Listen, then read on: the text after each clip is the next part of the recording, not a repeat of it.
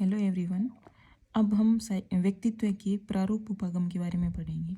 तो जो प्रारूप उपागम है, जो पुराने जो मनोवैज्ञानिक थे, उन्होंने विशेषताओं के आधार पर वर्गीकरण किया। तो सबसे पहले सांख्य दर्शन है जो कपिल मुनि का, तो उसे बोल सकते हैं भारतीय वैदिक दृष्टिकोण के आधार पर त्रिगुण बताए, 3 गुण बताए व्यक्तित्व की, सत, रज और तम। अब चरक संहिता के अनुसार व्यक्तित्व के त्रिदोष बताए, जो वात है, पित्त और कफ। अगला जो वर्गीकरण है वो किया हिप्पोक्रेटस ने।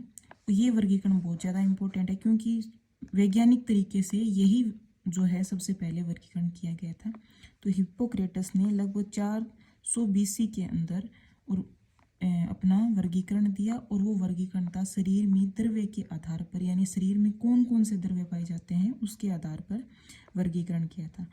तो ये विश्व का सबसे पहला वर्गीकरण था हिप्पोक्रेटिस का। तो याद रखना है हिप्पोक्रेटिस ने किस आधार पर दिया, तो शरीर के द्रव्य के आधार पर दिया, और कब दिया, 400 BC में, और ये सबसे पहला वर्गीकरण था। ये क्वेश्चन आया हुआ है पहले। अब शरीर में द्रव्य के आधार पर 4 प्रकार बताए इसने। एक तो है काला पित्त, पीला पित्त, कफ और रक्त। काला पित्त जो है वो व्यक्तित्व उदासीन वाले और निराशावादी होते हैं। पीला पित्त वाले होते हैं क्रोधी, स्वभाव के, बेचैन और चिड़चिड़े। कफ वाले होते हैं वो है निष्क्रिय और एकांतवासी, और रक्त वाले जो होते हैं वो है उत्साही और आशावादी। तो ये याद रखना है कि हिप्पोक्रेटिस ने कब दिया था और किस आधार पर दिया था, प्रकार क्या है।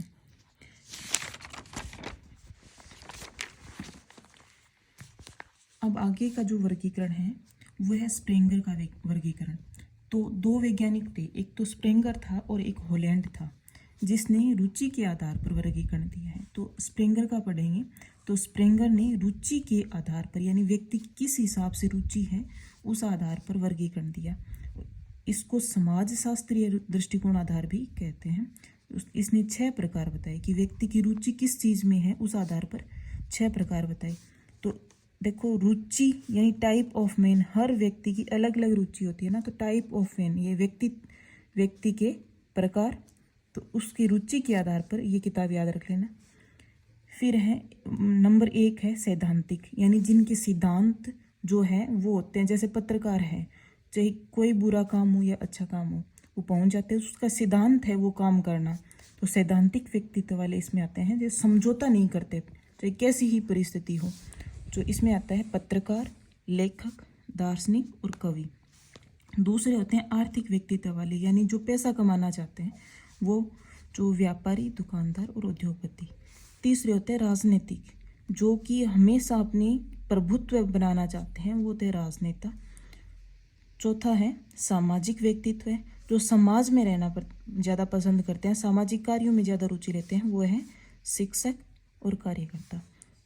5वां है धार्मिक वाले, जो धर्म में ज़्यादा विश्वास करते हैं, संत महात्मा, जो भगवान व पाप पुण्य को मानते हैं। चौथा है सौंदर्यात्मक, यानी हर चीज़ में वो सौंदर्य देखते हैं, जैसे कलाकार है, मूर्तिकार जैसे मूर्ति बनाता है तो उसकी सुंदरता देखता है, चित्रकार है, चित्र में सुंदरता देखता है आदि।